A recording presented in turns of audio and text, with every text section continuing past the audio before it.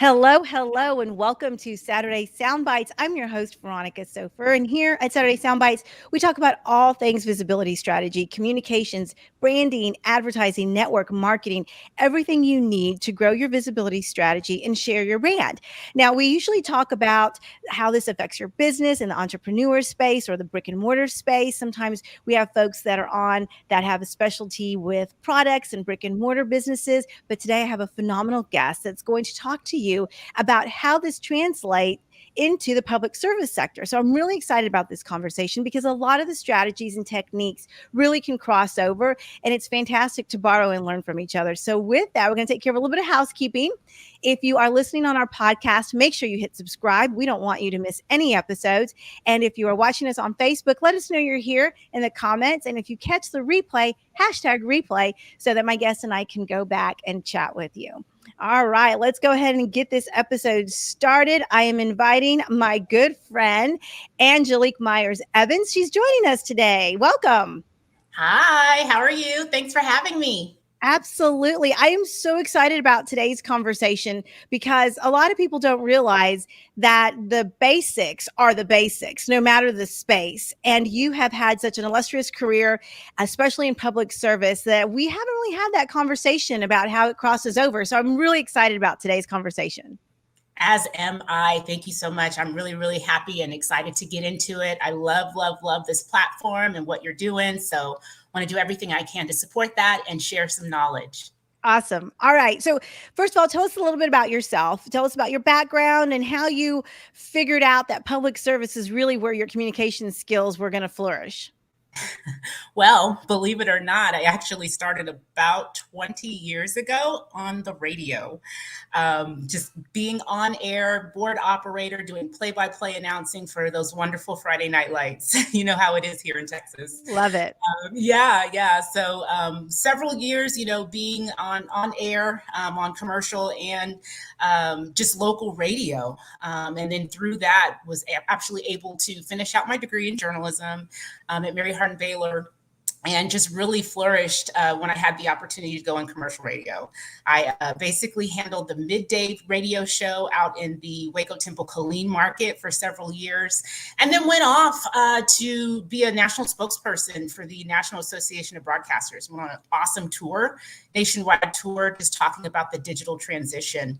I did grow up a military brat, so traveling is kind of in my DNA. So that national tour was just really right up my alley. After that wrapped up, I really was just kind of clueless as to what I wanted to do next. After traveling to 40 out of the 50 states in the nation, it's kind of like, okay, well, what's next?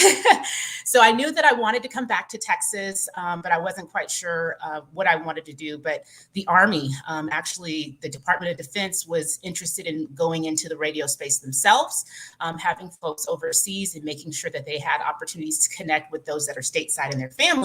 So I was tapped to start an online radio show and channel for Fort Hood. And so went out to 3 Corps Public Affairs Office and started working for their operation, newspaper, television station, and actually ended up crossing over to TV there. So after kind of wrapping that up for several years, I ended up going to graduate school at Texas State in public administration. I had such a great experience working in the government space that I said I wanted to kind of expand and capitalize on that. And decided to start the MPA program, the Master's in Public Administration. And through that, I had the opportunity to meet so many people that worked in the local space, worked for the state, and a couple that worked on the federal level. And so through that, I got a chance to really just kind of say, okay, do I want to stay here or go elsewhere and work overseas? So I studied abroad and went out to, went to Barcelona, studied out there. And I thought I wanted to go into the foreign service and decided not to. Politics had kind of taken a turn and made me feel a little uneasy. So I said, okay, I have to kind of pivot and go in another direction. And so when I finished school in 2014, actually had the opportunity to work for the Round Rock Police Department, just kind of saw a posting for a public information officer, had no idea what that was. Right. After you kind of really read the details of the position, it's kind of like, oh, I know what that is. I can do it, and just kind of threw myself in the running and ended up getting that position. And that's really where it all started. Got a chance to work for chief banks out there and really in a smaller community and smaller department, just really learn the groundwork and lay a good foundation for the communication strategies necessary to really expand on public service and public safety for that community in Round Rock. So once that happened, ended up meeting the love of my life. And moved out here to the Houston area and ended up getting on with Harris County, one of the constable's offices, and was actually blessed to continue in the same work with media relations and public safety. And thankfully had the opportunity to go back to that market and work for a larger agency. It had always been a dream of mine to work for a larger agency, go back to Austin and worked for their public information office. And in there, had the opportunity to work for you. Good. Yes, at Fort Bend ISD, and the public information space was, I believe, one of the areas where it was new. And so I had the opportunity to work for the school police department, which was in itself is so unique, which I know we'll get into about the different types of public safety. But really, it just kind of started from there and been going strong ever since, and happy to be back here in Harris County right now. Yeah, it's such a phenomenal journey from radio to the military and then back to public service. And at the end of the day, the theme has been public service, public safety, sharing information. And for those people that don't know, our entrepreneurs and business owners, a public information officer is a term that we use in the government space, and it really talks about the skills necessary and the tasks that are required for that agency to engage with the media. And so Angelique has just a phenomenal experience with that. So Angelique, tell me a little bit about some of the things you noticed coming from radio, because I'm assuming you had to like sell products or make sure the traffic was correct and the commercials were firing off when they were supposed to. How did that prepare you for the public service part, because there's a lot of similarities, I think. Yeah, I think a lot of it goes down to grit and overcoming a lot of setbacks and adversity that you face. In the radio industry, there was a huge kind of turn of events that happened, and it's the digital transition that happened really, and the great layoff that happened in the broadcast field. It really changed the trajectory of radio and news, for that matter, where they were downsizing, and so you were forced to not necessarily have a camera person with you, or have a production assistant to produce that commercial, or to go out on that live broadcast with you. You were faced to do everything by yourself and expand your skills. And so I think for the most part, one of the things that I always leaned on is just focusing in on timeliness. That was something that was huge during my promotional days, being out. Right. And the whole goal of that is really to have a call to action, right? You want to ensure that people either, come to your location, buy the product or the concert or whatever it may be that you're promoting.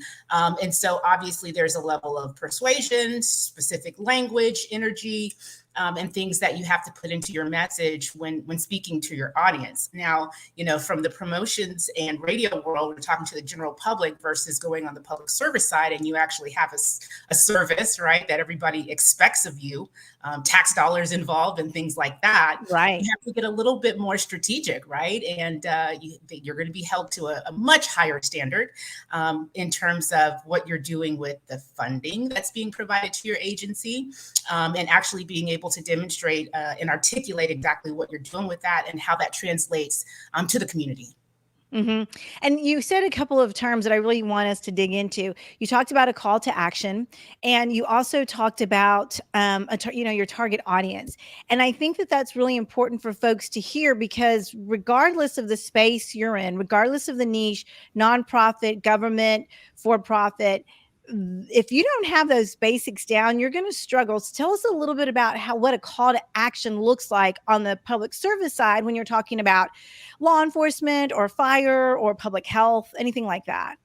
Absolutely. So you really have two different spaces for that. You have the emergency and response space for that, and then you have the services, programs, and resources on the other side. So Mhm. obviously, you'll look at those in two different ways. But in an emergency setting, you're really wanting people to, number one, make sure that they're following a credible source, and make sure Yes. that they're following directions. You have to be very clear and succinct in what you want people to do, because in that type of situation, time is of the essence. So clarity is important, being succinct in the word usage, and all of the instructions that you're giving. And obviously, accuracy is of utmost importance Mhm. during an emergency situation. Now, Mhm. on the other side of that, when you're talking about programs, resources, and services that may be available to the community, you really have to get, what should I say, creative, Yeah.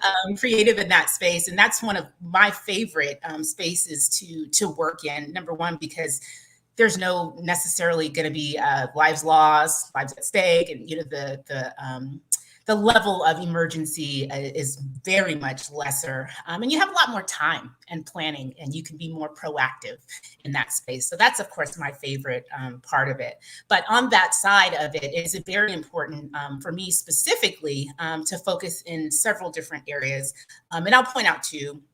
Ones that I'm really focused on right now is reaching underrepresented populations, and also language access. Huge, Yes. huge. Obviously, building trust is a huge gamut of what we continue to do in public service and public safety. And so, through that, it's important for us to be able to reach those folks that are not English speakers. They Right. deserve the same safety parameters that everyone else does.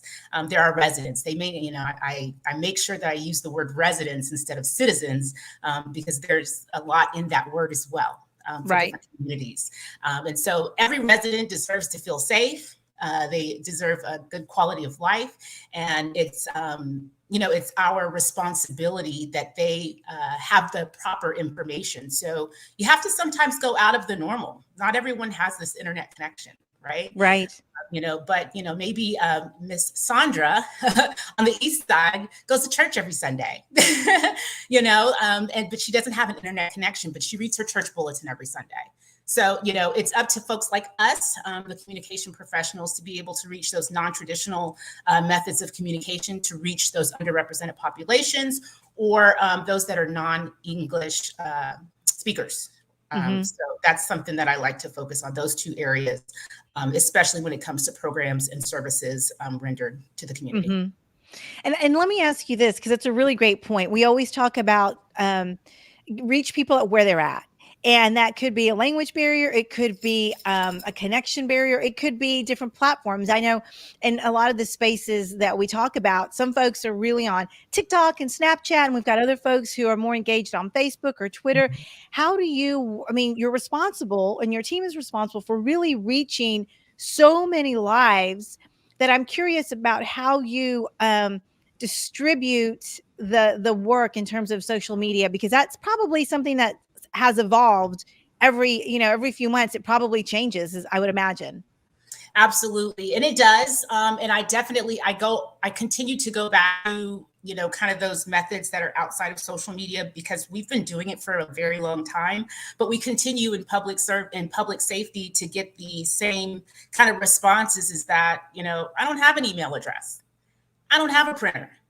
I don't have this. There's so many people that don't have. So a lot of our energies are expelled in methods outside of social media. But in social media, there's one thing, that I think that we've come a long way in. It used to be, for public service and public safety, you would see just a lot of mugshots, right? Just arrests, and everyone knows that, within the law enforcement field, that we're going to make arrests. That's our business, right? But the key about that is what else do you do?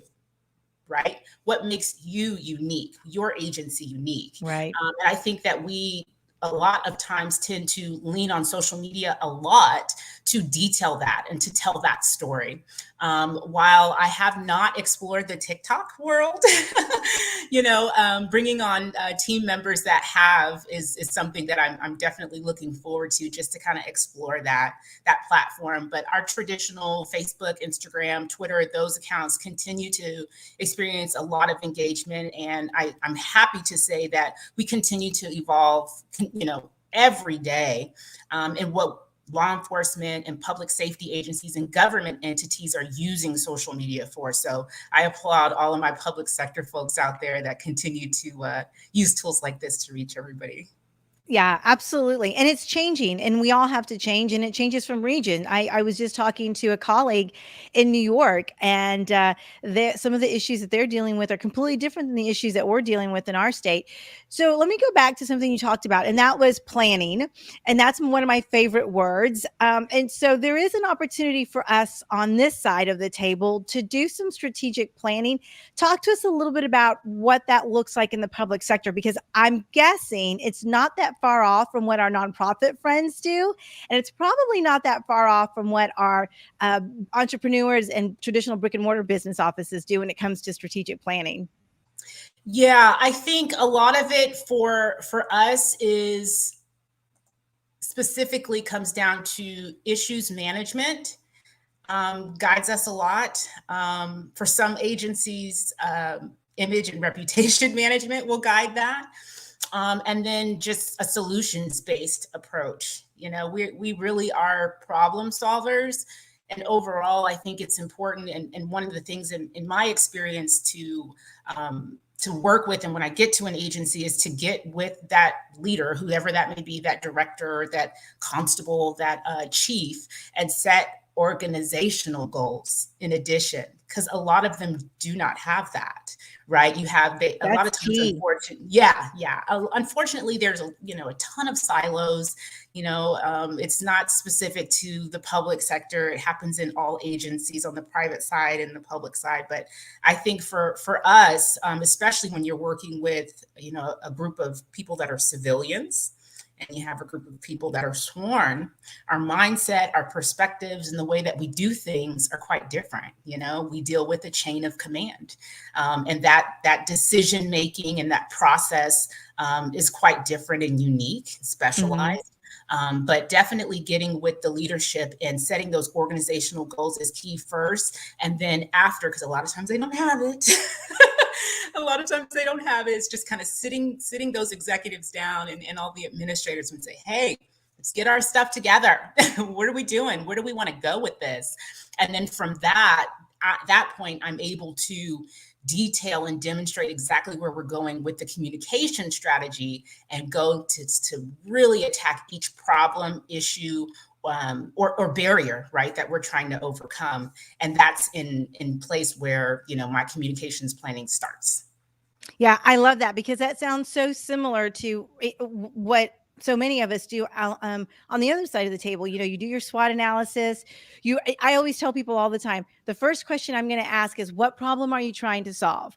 Once we identify the problem we're trying to solve, we can build out a system. And this is true not only for communications, but it's also true for just some general business functions. Mm-hmm. But communications specifically, because we can invest too much energy in something that isn't going to give us our end result, right? And as a visibility strategist, it's going to be important to understand what the end goal is, so that we can go back. And I tell people all the time, especially managing a government budget, you've got your advertising budget, marketing budget, and public relations budget, and all three are a three-legged stool that it's going to support your messaging. But to your point earlier, in the government sector, there's a lot of scrutiny as to how that money is spent. And so oftentimes, I think people like you and I have to balance out our fiscal stewardship, which we take very seriously, and then also make sure that we're being effective. And so tell us a little about, or give us an example of a project that you've done where you were able to implement that strategy, because I know you've done some really fun things.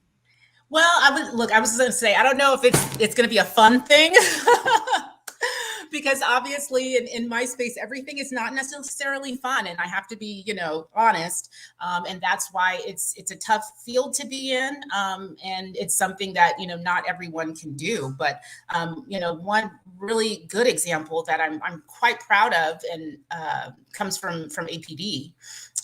There was a lot of things going on that while I was there, and one of them was just the case of one of our overall goals of rebuilding the trust with the community. And through that, obviously, transparency was huge. And whenever there'd be a critical incident where there was, shooting or something of high magnitude, loss of life, that there would be camera footage, body camera footage that the public wants to see. And when I got to the agency, we were sitting at a policy that was sitting at 90 days.